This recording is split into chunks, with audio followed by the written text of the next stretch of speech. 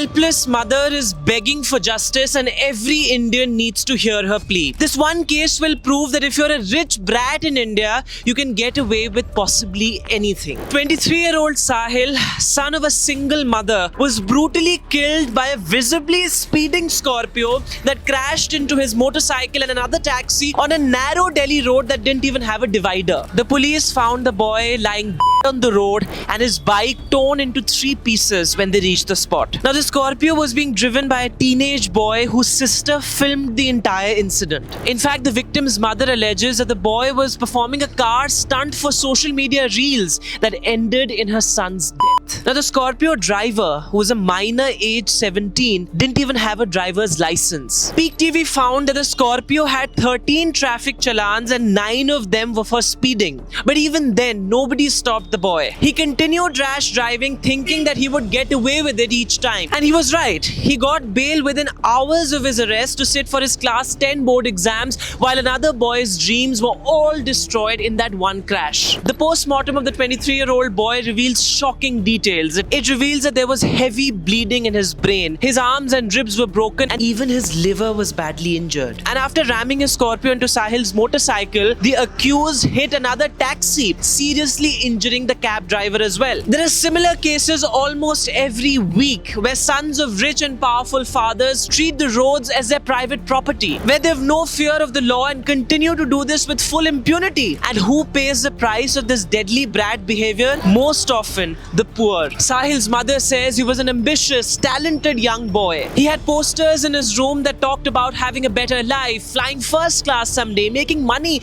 and giving himself and his mother a better life. None of that could happen because an entitled, privileged boy decided that he wanted to enjoy. Nothing could stop him. Not his conscience, not his family, not even the law.